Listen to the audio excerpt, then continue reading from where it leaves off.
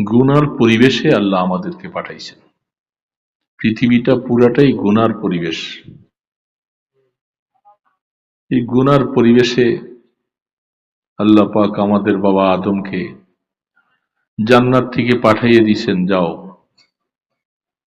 গুনার পরিবেশে যাও, তোমার আওলাদ ফরজন্দরা এরা কিছু ন্যাকও করবে, গুনাও করবে। তবে গুনার পরিবেশে যেহেতু পাঠাচ্ছি, ওরা গুনাহ করে ফেলবে। আর এই আওলাদকে আমি আল্লাহ আবার ক্ষমার জন্য আশ্বাসের বাণীও দিয়েছি। কারণ শয়তান সে বনি আদমের দুশমন। সে সব সময় আল্লাহর সাথে ওয়াদাও করে আসছে যে আমাদেরকে জাহান্নামের পথে নিবে, আমাদেরকে গুনাহগার বানাবে। আল্লাহ পাক বলছেন যে দেখো শয়তান, আমি যাদেরকে মায়া করে বানাইছি, এই বনি আদম, এদেরকে আমি খুব মায়া করে বানাইছি। কারণ ফেরেশতাদের কাছে আমি সেই মায়াটা পাইনি। কারণ এরা কিছুই বুঝে না, ভালো বুঝে না, মন্দ বুঝে না, গুনাহ করলে কি শাস্তি এটাও বুঝে না, সওয়াবের কাজ করলে যে শান্তি কি এটাও বুঝে না। এই জন্য তাদের কাছে আমি সেই মায়াওয়ালা জিনিসটা পাইনি। এই জন্য আমি আল্লাহ মহব্বত করে আওলাদে আদম বনি আদমকে বানাইছি। ওরা গুনাহ করলেও ওরা আমাকে ভয় করবে এবং আমার কাছে মাপ চাবে, এবং তাদের ইবাদতটা হবে মহব্বতের ইবাদত।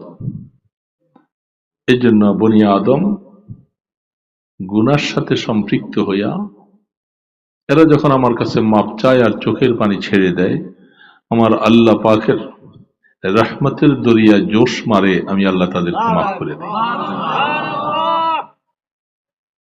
কোরআন শরীফে অনেকগুলি আয়াত আল্লাহ পাক বলছেন, মাফ যদি তিনি নাই করবেন তাহলে আমাদেরকে তওবা করতে কেন বলছেন? কি বলেন, তওবা করতে বলছে না? কোরআনে অনেক আয়াতের মধ্যে আছে, ওয়াল্লাযীনা ইযা ফাআলু ফাহিশাতান আও যালামু আনফুসাহুম যাকারুল্লাহ ফাস্তাগফিরু লিযুনুবিকুম ওয়া মা ইয়াগফিরুয যুনুবা ইল্লাল্লাহ।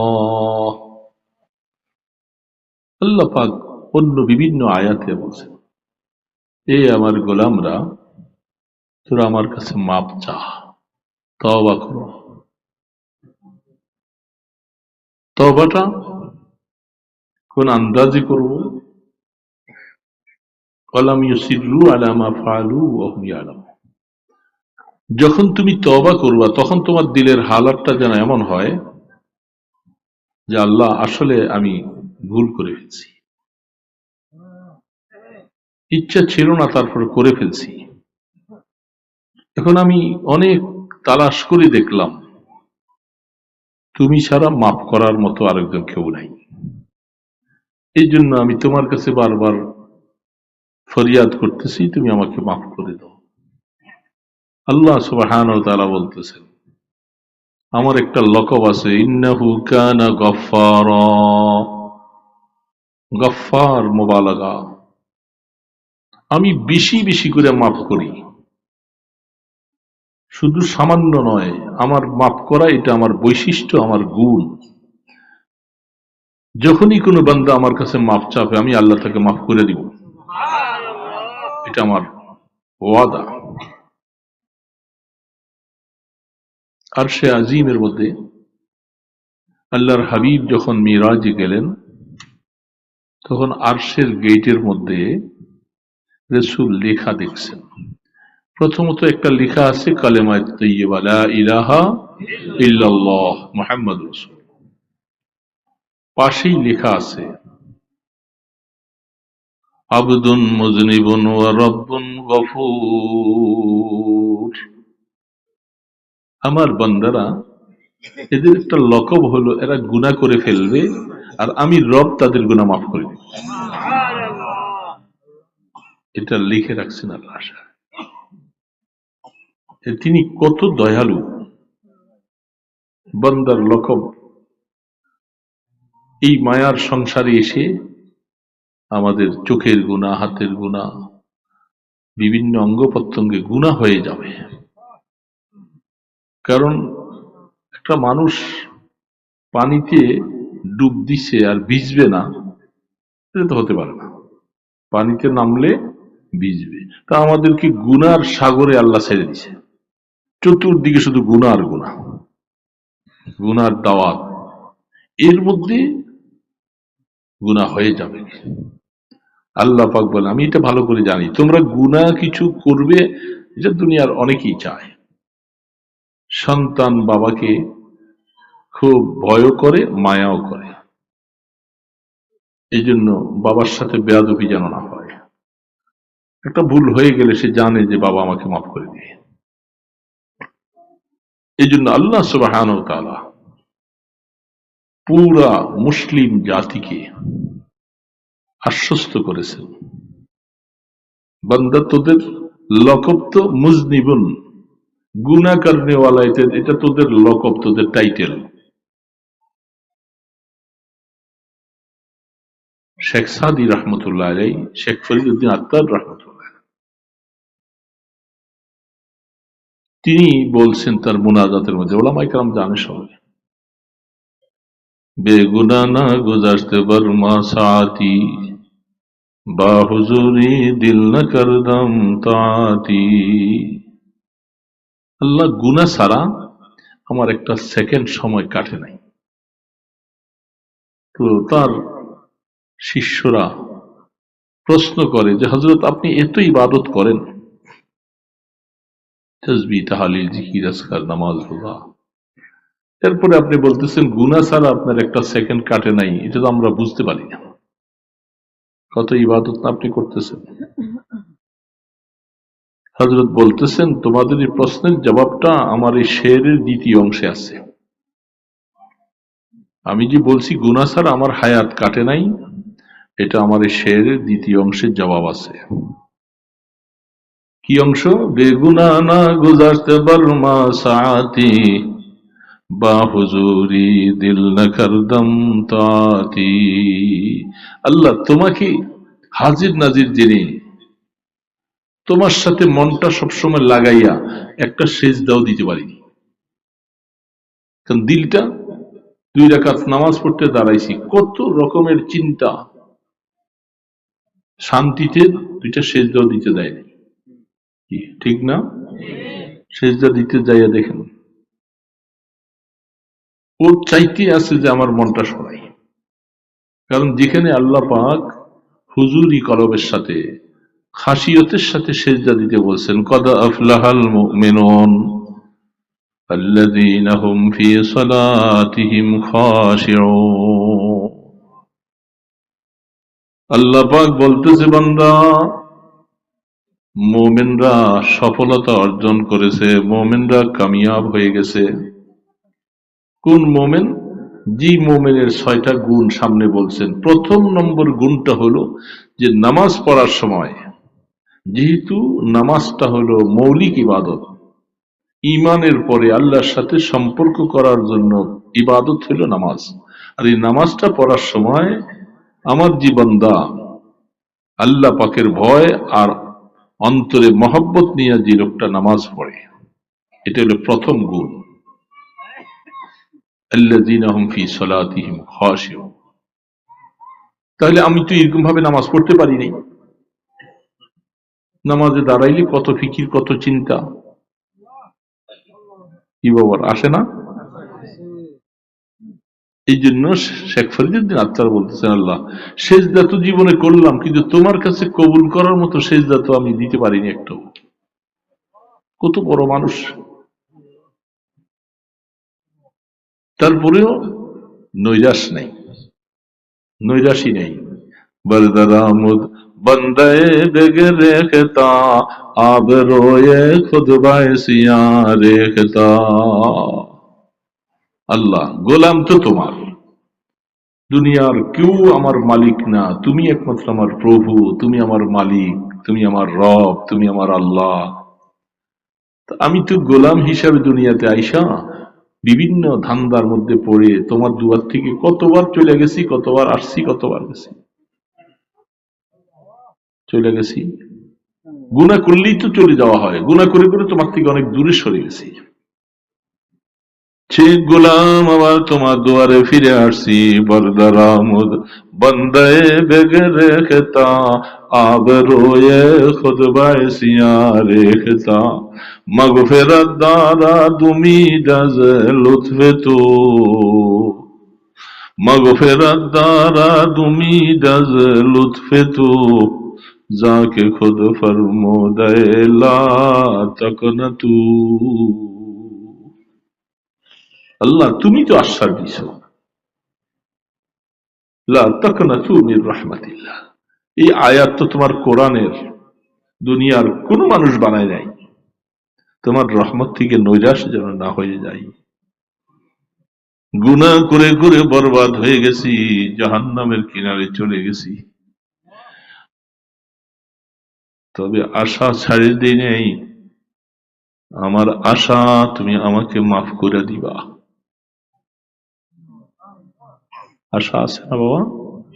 আশা মাফ করে দিবা।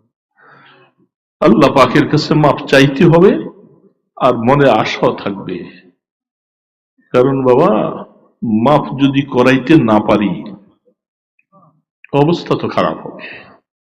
এখানে কত মানুষ সামনে বসে আছি, মুসিবতে পড়লে মানুষ দৌড়ে আসে, একজনে খবর নিবে, ডাক্তারের কাছে নিবে, কত চিকিৎসা।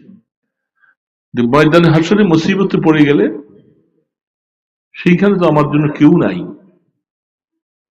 এই জন্য হায়াতের মধ্যে যতদিন বেঁচে থাকি, আল্লাহ আমি তোমার কাছে ক্ষমা চাইতেই থাকবো।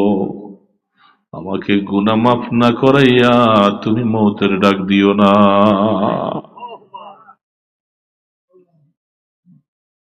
যখন আমার মৃত্যুটা তোমার মর্জি মতো হয়, আমি গুনার থেকে পাক হয়ে যেতে পারি, তখন মৃত্যুর ডাক দিও। কিন্তু গুনাহ আছে আমার শরীরে এখনো, তুমি আমাকে ডাক দিয়ে নিয়ে গেলে আমার মুসিবত পড়ে যাব, আমাকে কে উদ্ধার করবে? আমি তো না বুঝি গুনাহ করে ফেলছি, গোলাম তো তোমার। যেহেতু আগুন তুমি বানাইছো, সাপ তুমি বানাইছো, শাস্তি তুমি বানাইছো, তুমি বানানোওয়ালা জাত। তুমি কি জানো না মাওলা, তোমার এই গোলাম যে আগুন সহ্য করতে পারবে না?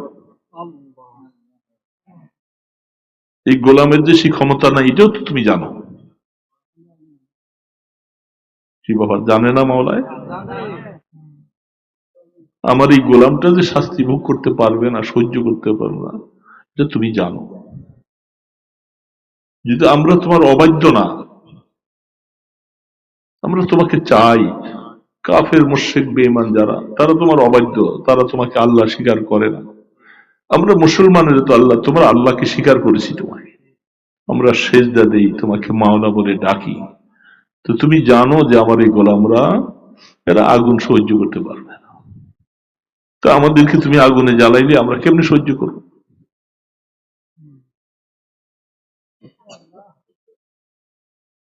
এই জন্য আল্লাহ পাকের কাছে সবসময় ক্ষমা চাওয়া, জিজিয়াম জুরমাহা করদা বাসে নিস্তে মারা গায়রে তু দিগার কাছে। মাওলা, তুমি ছাড়া আরেকজন কেউ নাই আমার, আমি এটা জানি বেশি। এই জন্য রাত্রি নিরিবিলি সময়ে যখন সুযোগ পাওয়া যায়, কেউ নাই, মানুষ নাই, ওই সময় মাওলাকে যত কাছে বসে বসে ডাকবেন, মাওলা মাফ করে দাও, মাফ করে দাও, মাফ করে দাও। ওকরাইল বাবা মুলিহান মুদমিনান মান করাল বাবা লা বুদ্দা ইয়াসিলু।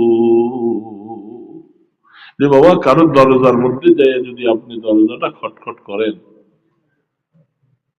কেউ খুলতে আসে না, আপনি বারবার করে আওয়াজ দিতেছেন, বিরক্ত হইয়া হইলেও আইসা দরজাটা খুলে বলে, কে আপনি এত বিরক্ত করতেছেন, এই কথা বলে যখন দরজাটা খোলে আপনি তার সাথে কথা বলার সুযোগ হয়ে যায়।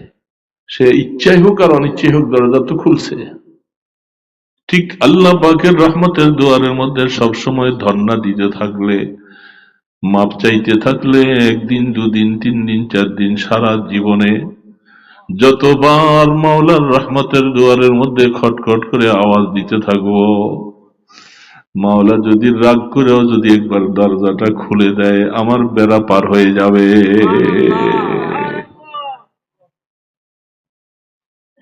গুনাহে বেআদত রাবারে বস্তম,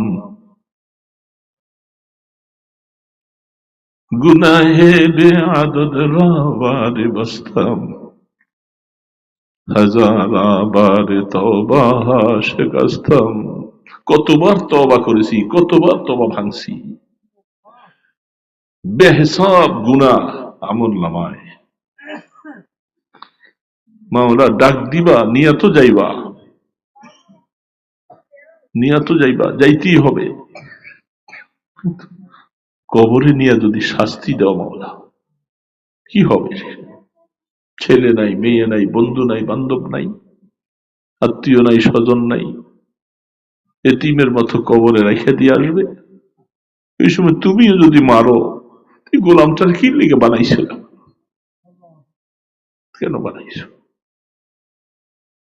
আমরা তোমার অবাধ্য হয়ে যাই, আমরা তোমাকে আল্লাহ বলে ডাকতেছি, তোমাকে সেজদা দিতেছি, তোমার হুকুম মতো চলার জন্য একটু চেষ্টা করতেছি।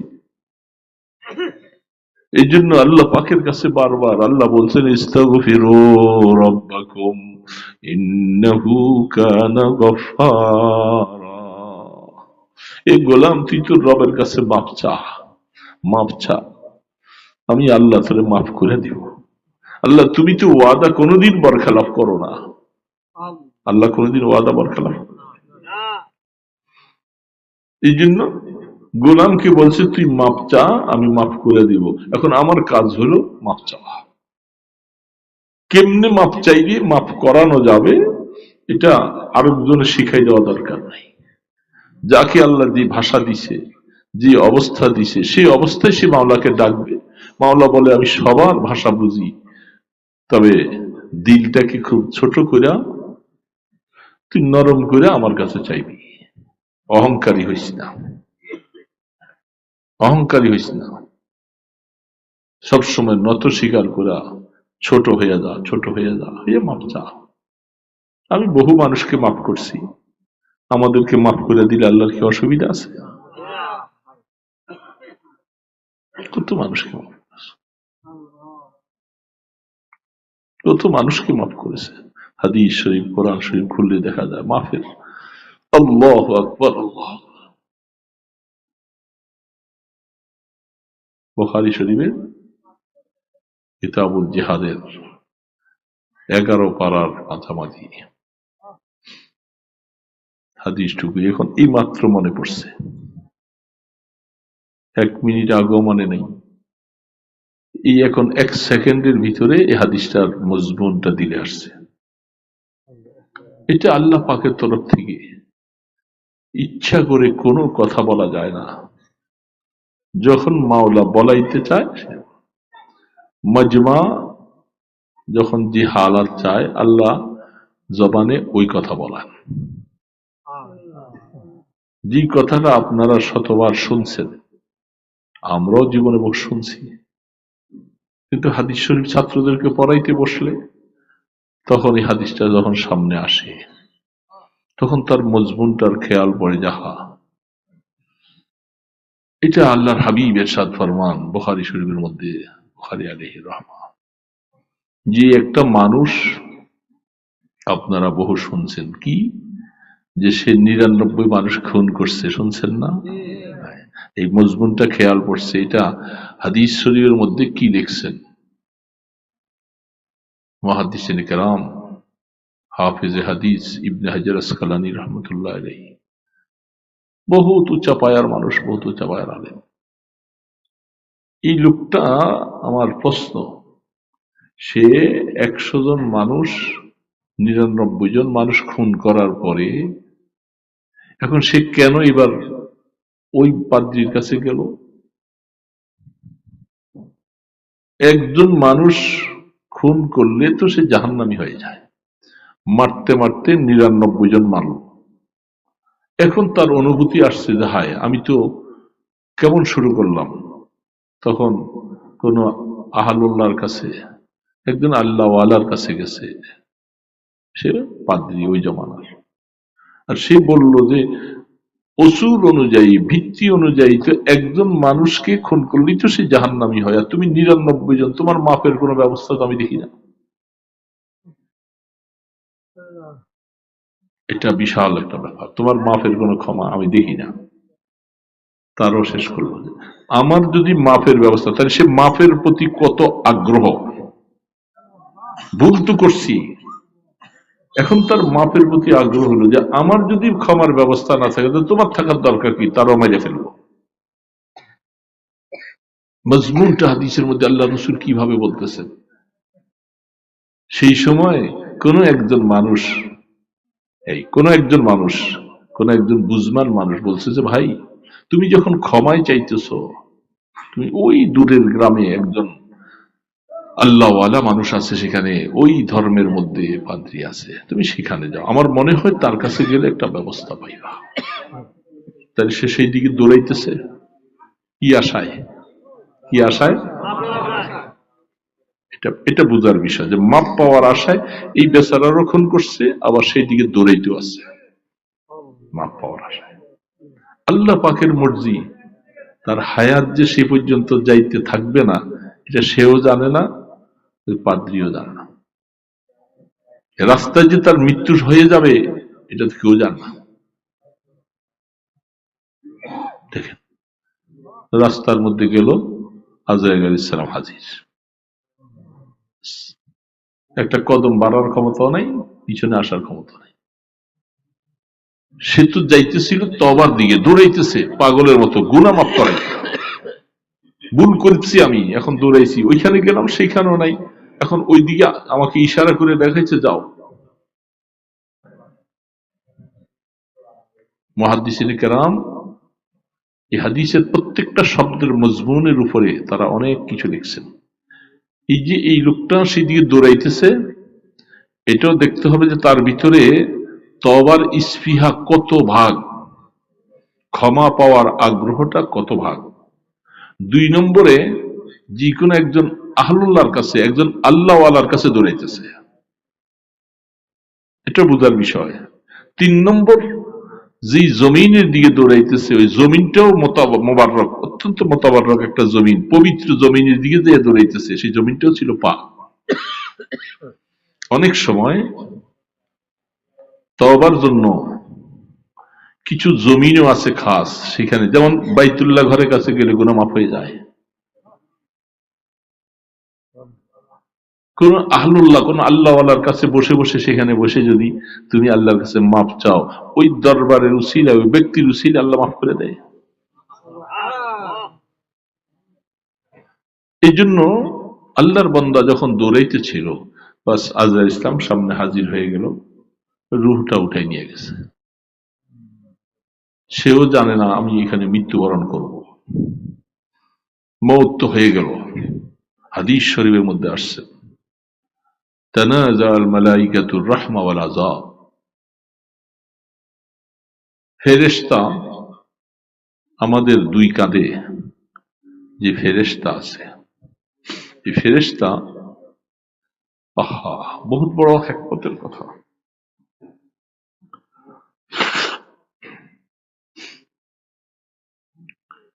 এটা নেক লেখে, এটা গুনাহ লেখে। ফেরেশতা তো 2জনে আল্লাহর মাসুম, একজনে লেখে নেক, আরেকজনে। এই 2জনের মধ্যে আল্লাহ পাক হাদিস শরীফের মধ্যে লিখেছেন, 2জনের মধ্যে একজনকে আমির বানাইছেন। এই 2জন ফেরেশতার মধ্যে ডান কাঁধের ফেরেশতা হইল আমির, বাম কাঁধের ফেরেশতা হইল মামুর। বাম কাঁধের ফেরেশতা ডান কাঁধের ফেরেশতার অনুমতি ছাড়া লেখে না। দেখছেন, নেক লেখনেওয়ালার পাওয়ারই আলাদা, নেক করার সাথে সাথে লিখে ফেলে। আর গুনাহ করলে বাম কাঁধের ফেরেশতা যখন লিখতে যায়, ডান কাঁধের ফেরেশতা বলে যে ভাই একটু রাখো, একটু পরে রাখো, দেখো না আল্লাহর বান্দা মাফ করে চাই কিনা, তওবা চাই করে কিনা, অপেক্ষা করতেছে। যখন সময় পার হয়ে যায় তওবা করলো না, বাম কাঁধের ফেরেশতা লিখতে শুরু করতেছে, ডান কাঁধের ফেরেশতা আবার বলতেছে রাখো, এখনো তোমাকে অনুমতি দেওয়া হয়নি, দেখো আল্লাহর বান্দা তওবা করে কিনা। তিনবার অপেক্ষা করার পরে যখন দেখলো যে সে আর তওবা করলো না, তখন অনুমতি দেয়, ঠিক আছে লেখো। ডান কাঁধের ফেরেশতা বলতেছেন ভাই তুমি যে লিখবা, এই লোকটা যদি তওবা করে ফেলে তো আল্লাহ পাকের ওয়াদা আছে তওবার দ্বারা গুনাহ মাফ হয়ে যাবে, অথবা নেক আমল করলে তার গুনাহ এটার উপরে সব মিশিয়ে যায় আর নেক পরিবর্তন করে যাবে, তাহলে তুমি কষ্ট করে লেখার দরকার নেই। এই জন্য ফেরেশতা দুইজন তারা সেখানে হাজির।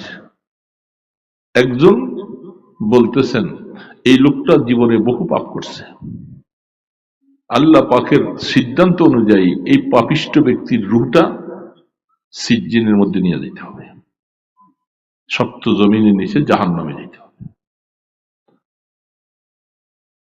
নেকওয়ালা ফেরেশতা বলতেছে ভাই রাখো, এই লোকটা তওবার দিকে যাইতেছিল, এই জন্য তওবার দিকে যদি যায় তাহলে তো আল্লাহ তাআলা মাফ করে দিবেন, এই জন্য তার রূহটা আমি মনে বলতেছি ইল্লিয়িনের মধ্যে নিয়ে যাও।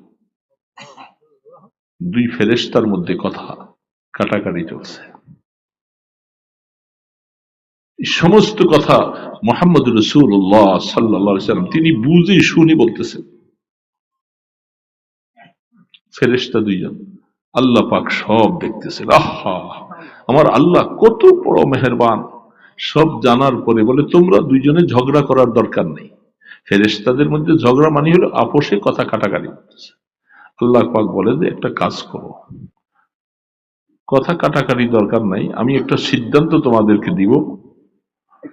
তার এই লোকটা যদি তওবার দিকে যদি এক বিগত যদি আগানো থাকে, তওবা করতে যাইতেছিল না, তওবার দিকে যদি এক বিগত আগানো থাকে তাইলে আমি মনে করব আমি তাকে মাফ করে দিছি। আর যদি তওবার দিকে না গাইয়া তার বাড়ির দিকে যদি সে এক বিগত পিছনে থাকে, আমি তাকে মাফ করি নাই, বরং তাকে তোমরা সিজ্জিনের মধ্যে নিয়ে যাবে। বাস আল্লাহ পাক সব জানা সত্ত্বে ফেরেশতাদেরকে নিয়মটা বলে দিলেন, আর ফেরেশতারা মাপতে শুরু করেছে। মাপতে দেরি হয় না, তার বাড়ির থেকে লাশ পর্যন্ত মাপবে, আর ওই পিসাবের বাড়ির থেকে আল্লাহর ওলির বাড়ির থেকে লাশ পর্যন্ত মাপতেছে। দুই দিকে মাপতে মাপতে আহা, আল্লাহ পাক দেখতেছেন যে হিসাব মতো এর শরীরের লাশটা তার বাড়ির দিকে এক হাত পিছানো, এক বিগত পিছনে, তাহলে নিয়ম অনুসারে সে মাপ পায় না। তওবার দিকে যদি এক বিগত আগেই থাকতো মাপ পাইতো। এটা এটা আল্লাহ পাক সব দেখেন, সব জানতেছেন। যাই না ফেরেশতারা যখন মাপতে মাপতে কাছে এসে গেল, আল্লাহ পাক মাটিকে অর্ডার করেছেন, মাটি আমার এই বান্দার লাশটা নিয়ে তুমি তওবার দিকে এক হাত আগিয়ে যাও।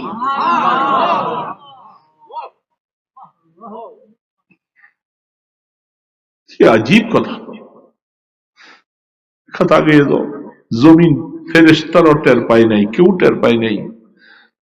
বান্দাকে নিয়ে জমিনটা সামনে আগিয়ে গেছে, মাপ দিয়া দেখে তওবার দিকে এক বিগত আগানো। তখন নেকওয়ালা ফেরেশতা বলতেছে ভাই বলছি না যে আল্লাহ তারে মাফ করে দিবে, তার রুটা আমি ইল্লিয়িনের মধ্যে নিয়ে যাই। ঠিক এই জায়গাটার মধ্যে আইসা আকল হয়রান হয়ে যায়, আকল হয়রান হয়ে যায়। আল্লাহ তার বান্দাকে মাফ করার জন্য কি পলিসি, কি সিস্টেমটা করলেন। 100 জন মানুষ খুন করার পরেও সে যখন তওবার দিকে খুব মনোযোগ সহকারে দৌড়াইতেছিলেন, আল্লাহ পাক তারে মাফের ব্যবস্থা করেছে, কি সিস্টেমে মাফ করাইছে। এই জন্য আমরা মাঝে মধ্যে বলি আল্লাহ তুমি এরকম মানুষকে তুমি মাফ করে দিছো, আমরা কি তোমার কাছে ক্ষমা পাইতে পারি? আমাদের কি তুমি মাফ করবা না? আমরা কি তোমার কাছে একটু ক্ষমা পাবো না? ঠিক ওই কথাটাই, ওই বেচারা যেরকম পাগল হইয়া দৌড়াইতেছিল তওবা দিয়ে, আমার মনের গতিটা এরকম হইতে হবে যে আমাকে মাপ নিতে হবে। আমি কাউকে বুঝি না, কাউকে চিনি না, আমি আমার মাওলার দুয়ারে পাগলের মতো, কুত্তার মতো এভাবে ধর্ণা দিয়ে পড়ে থাকবো। আমাকে দুইটা লাঠি দিবে, উষ্টা দিবে, বাড়ি দিবে, কুকুর যেরকম লেজটা মুসরে আইসা ওই মালিকের দুয়ারে আবারও পড়ে থাকে, আবারও পড়ে থাকে। আমি মাওলা তোমার দুয়ারের কুকুর বলতে চাই, আমি তোমার দুয়ারে কুত্তার মতো থাকবো, তুমি আমাকে লাথি দিবা, উষ্টা দিবা, আমি যাব না, আমি ওখানে পড়ে থাকবো। যেমনটা খাজা আজিজুল হাসান মজুব রহমতুল্লাহ আলাই থানবী রহমতুল্লাহ আলের দুয়ার থেকে যখন রাগ করে বাইর করে দিছিল, ভিতর দিয়ে ছিটকারি লাগাই দিছে, খাজা আজিজুল হাসান মজুব ওইখানে দরজা বৈশা বৈশা বলতেছে, ওয়াদার সে দর না খোলেঙ্গে, এদর সে দর না ছোড়েঙ্গে, हुकूमत अपना अपना कभी उनका कभी मेरा। ও থানবী, তোমার ক্ষমতা ছিল যে আমার মতো এই নাফরমানটাকে, বেয়াদবটাকে তুমি ধাক্কা দিয়া সরাই দিয়া ভিতরের দরজা লাগাই দিছো, এটা তোমার ক্ষমতা। আর আমারে আল্লাহ একটা ক্ষমতা দিছে, তুমি আমাদের যতদিন পর্যন্ত, যতক্ষণ পর্যন্ত মাফ না করবা, আমি এখান থেকে যাব না, আমি যাব না, আমি এখানে বলে থাকবো, এখানে আমার মৃত্যু হয়ে যাক, আমি এখানে বলবো। বারবার করে যখন বলতে শুরু করছে, থানবী রহমতুল্লাহ, মানুষ তো আল্লাহর ওলি, তো দিলের মধ্যে মায়া লাগতেছে, ওরে রাগ করে বাইর করে দিছিলাম একটু কারণ, ও তো নাছর বান্দা, ও তো যায় না দেখি, তো ওইখানে পড়ে আছে, মানুষ দেখতেছে, সবাই দেখতেছে, কি হয়েছে? থানবী ওনার রাগ করে বাইর করে দিছে, আর সেইখানে ধুলাবালির মধ্যে পড়ে আছে, কাঁদতেছে, শুধু বিনয় বিনয় কাঁদতেছে আর বলতেছে। থানবীর দিলে মায়া আসছে, দরজাটা খুলে টান দিয়া করে, আজিজুল হাসান আসো আসো, আয় তুই পয়লা রইছস, টান দিয়া বুকের মধ্যে জড়াইয়া বলে, মাথায় মুছা দিয়া বলে যে আজকাল তুই তোর আমি খেলাফত দিয়া দিছি।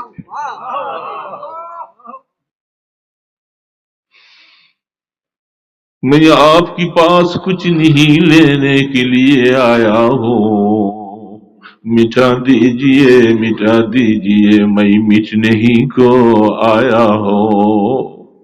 আমি কিছুর জন্য আসি নাই গো থানবী, আমি আমাকে মিটাইবার জন্য আসছি, আমার মধ্যে কিছুই নাই, আমি আপনার দুয়ারে একটা কুত্তার মতো পড়ে থাকবো। এই জন্য বাবা, মনে করব, কথা আর বলবো না, শেষে মাপ চাইতেই হবে আমাদের, মাপ নিতেও হবে। আমি কুত্তা বনে যাব, কর্তা লাত্তি উষ্ঠা দিয়া যদি তিনি আমারে সরাইতে যায়, আমি মাওলার রহমতের পা জড়াইয়া ধরে থাকবো, আমার লাথি দিলে আমি যাব কই? আরেকজন তো নাই কেউ, মাওলা তুমি, গফুর তুমি, সত্তার তুমি, রহমান তুমি, রহিম তুমি, সবকিছু তো তুমি। এই জন্য দোস্ত ভাইয়েরা, বন্ধুরা, গভীর রাত্র হয়ে গেছে, আপনারা কষ্ট করে বসেছিলেন, এই আমার একটাই কথা, আমি যেরকম আপনার কাছে বলতেছি, আমারও এটাই কথা। মাওলা মানুষের সামনে যাই, মাইকে দুই চারটা কথা বলতে হয়, বলি, বলতেছে তুমি তো, কিন্তু এটা তো আমার পুঁজি না, এটা আমার বড় কিছু না। আমার কথা হলো, আমি তো কবরে যাব, আমি ফিরিয়ে যাব, কবরে ফিরিয়ে যাব।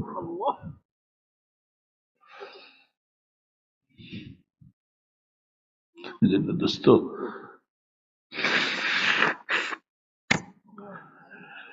আল্লাহ পাক সমস্ত মুসলমানদেরকে মাফ করে দেয়, রসুলের উম্মত একজনও যেন জাহান্নামে না যায়। যারা কষ্ট করে ইমানটা ধরে রাখছে, কত কষ্ট চড়া উতরা পার হয়ে, আল্লাহ রসুলের উম্মত, রসুল যেরকম সমস্ত উম্মতের জন্য সবসময় পেরেশান ছিলেন, আমার উম্মত, আমার উম্মত, আমার। এই জন্য আমরা সকলে আল্লাহ পাকের কাছে গুনাহ মাফ চাওয়াবো, সুযোগ পাইয়া নিরিবিলি বসে বসে একাকি, কেমনি বললে মাওলায় শুনবে, আমি অমনি বলবো, যেমনি বললে আল্লাহ শুনে আমি বলবো, দাঁড়াইয়া বলবো, শুইয়া বলবো, হাত তুলে বলবো, চোখের পানি ছেড়ে বলবো, আল্লাহ বলে ডাইকা বলবো, যেমনে পারি, আমার যতটুকু যোগ্যতা আছে ওইভাবে মাওলার কাছে। বিশেষ করে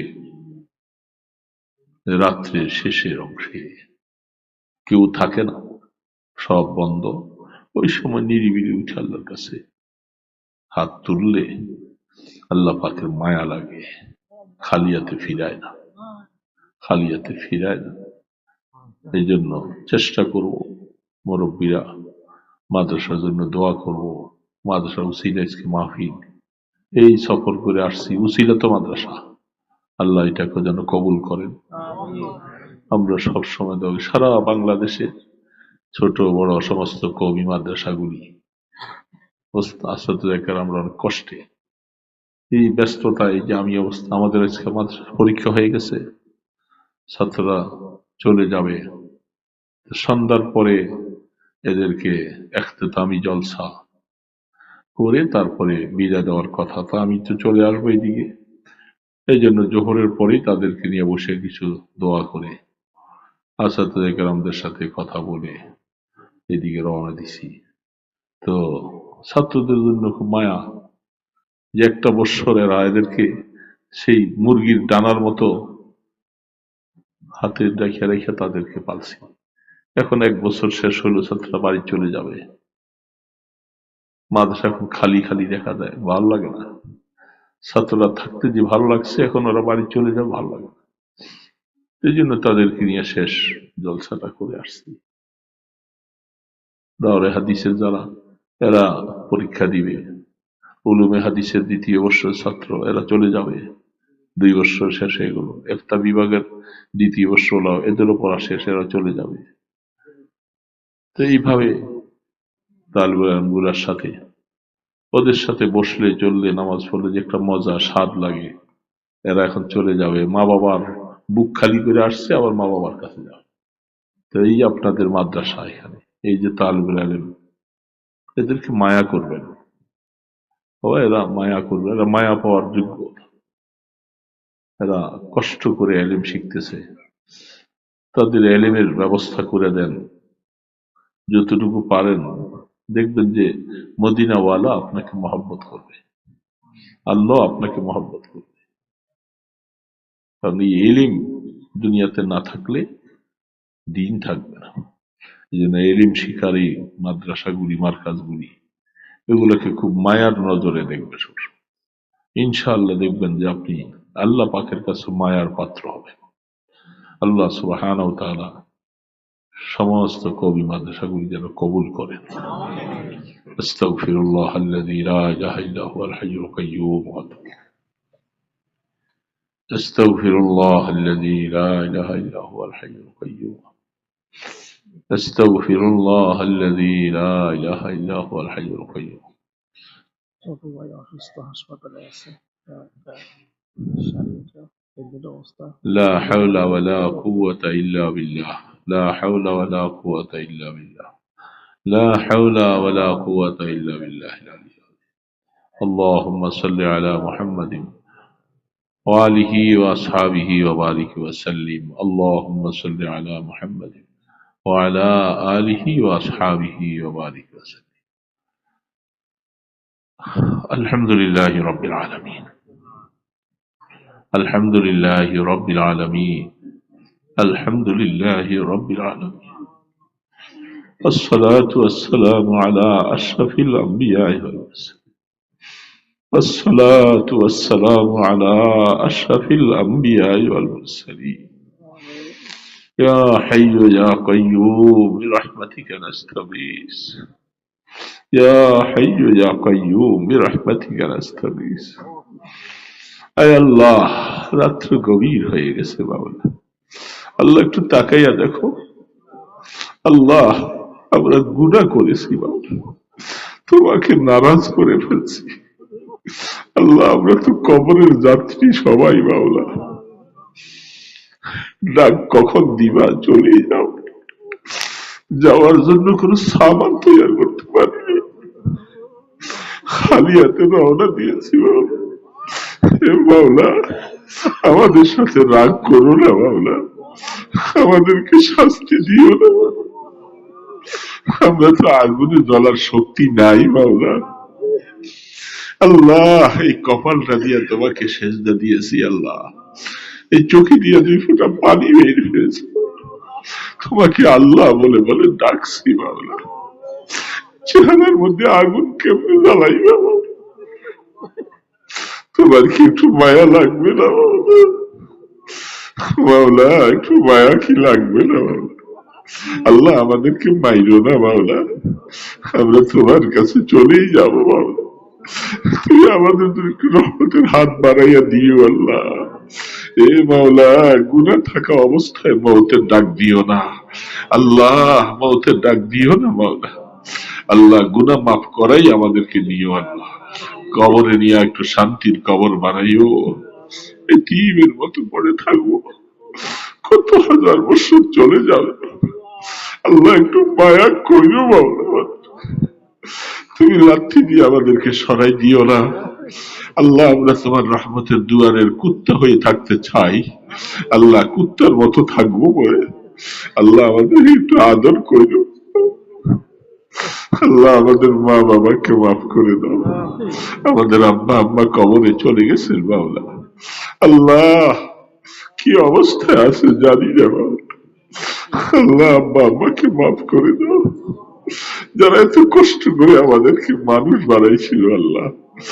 এ মাওলা, মা বাবা আমাদেরকে রাস্তায় না দিলে আমরা তোমার পরিচয় পাইতাম না মাওলা।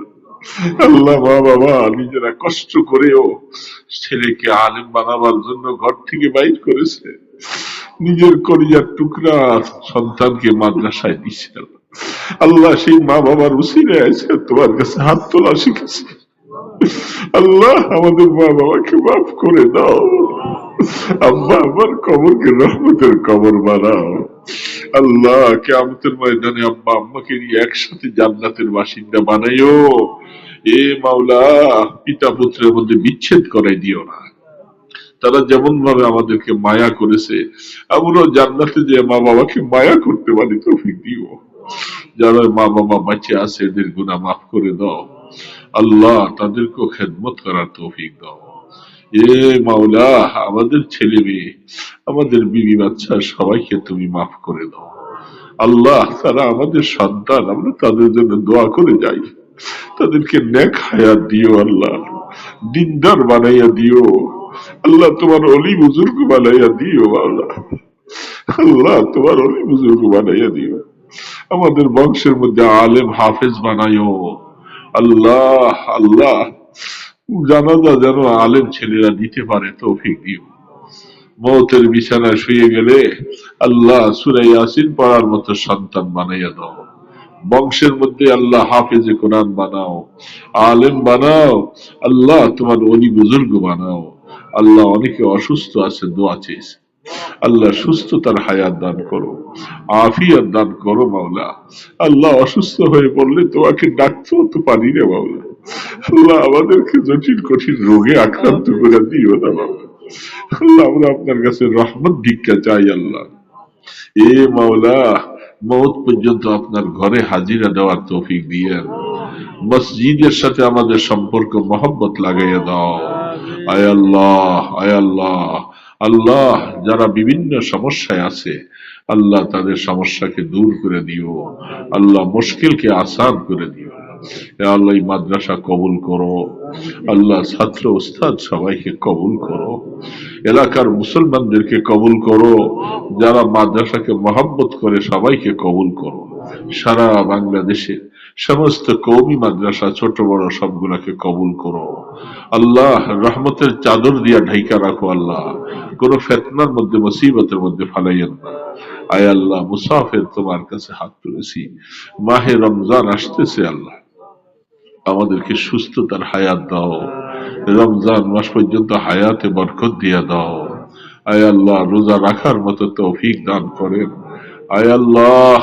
আল্লাহ আপনার বন্ধুর দরবারে কোটি কোটি দুরুদ ও সালামের হাদিয়াগুলি পৌঁছাইয়া দাও ইয়া আল্লাহ। আপনার ইসমে আজমের উসিলায়, আপনার হাবিবের কদম মোবারকের উসিলায় আমাদের দোয়াগুলি কবুল করো। সাল্লাল্লাহু তাআলা আলা খায়রি খালকিহি মুহাম্মাদিন ওয়া আলা আলিহি ওয়া আসহাবিহি আজমাইন বিরহমাতিকা ইয়া আরহামার রাহিমিন।